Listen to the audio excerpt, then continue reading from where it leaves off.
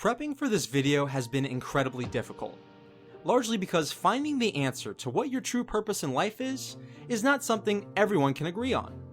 For instance, Aristotle has said, happiness is the meaning and purpose to life, the whole aim and end of human existence. However, then you have a respected thinker in Ralph Waldo Emerson who has said, the purpose of life is not to be happy. It's to be useful, to be honorable, to be compassionate, to have it make some difference that you lived and lived well. With all these conflicting quotes, I wanted to just forget about this topic and do something easier. But you can't run away from things just because they challenge you or make you uncomfortable. I'm not going to say I have the right answer, but I will say when my focus has been on what I'm about to discuss, life is overflowing with meaning and fulfillment. A simple analogy I'd like to use is looking at ourselves as cups.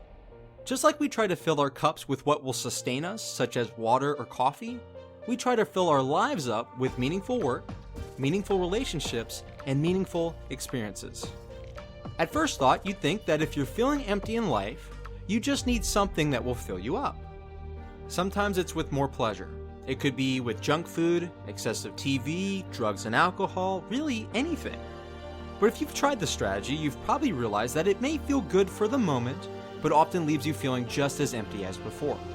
Same with trying to fill yourself up with significance, trying to be the best at something, or trying to be liked by everyone. But again, this will never truly fill you up. Sticking with our cup analogy, think about this quote from the late Zig Ziglar. Your cup will only run over after you've sealed your character cracks.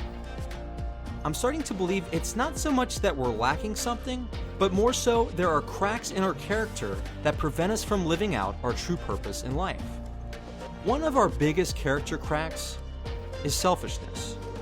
What's in this for me? What will be easiest for me? What's going to make me happy? I'm not here to bash anyone. It's normal to have a selfish mindset in today's culture. But until we focus on something larger than ourselves and our own happiness, we will be stranded on an island that only supports us. Author Dennis Waitley has said, no man or woman is on an island. To exist just for yourself is meaningless. You can achieve the most satisfaction when you feel related to some greater purpose in life, something greater than yourself. It seems by thinking about something larger than yourself, it seals your character cracks, and it gets you off your island. Perhaps the best way to live your life about something larger than yourself is developing your gift and sharing it with others.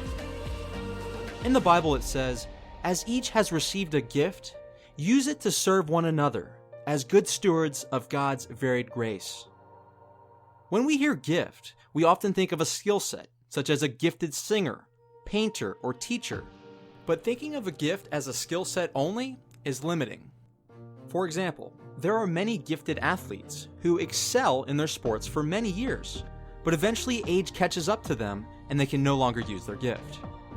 Consider looking at your gift as your heart, your ability to love your life and other people. Looking at your heart as your gift is incredibly empowering because your gift is not limited to a certain skill set, but can be used all the time.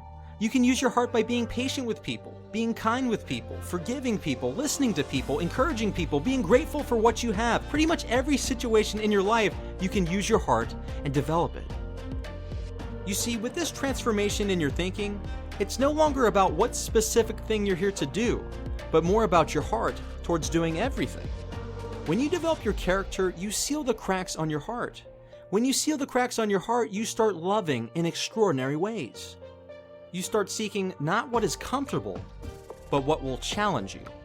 You start seeking not what's in the best interest for you, but what will also benefit others. And you start seeking not what will make you feel good for the moment, but will give your life a true sense of purpose. So what is your true purpose in life? That's up for you to decide. But I'd say it's developing your gift. It's strengthening your heart, which gets stronger when loving and serving other people. When your heart is in the right place, it's amazing how everything else seems to line up as well. This was a deep topic, so take some time to think about what we discussed, and if you have any questions or want to add your take on the subject, please leave a comment below.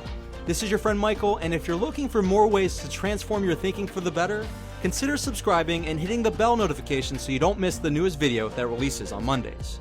Thank you so much for watching, and I'll see you in the next video.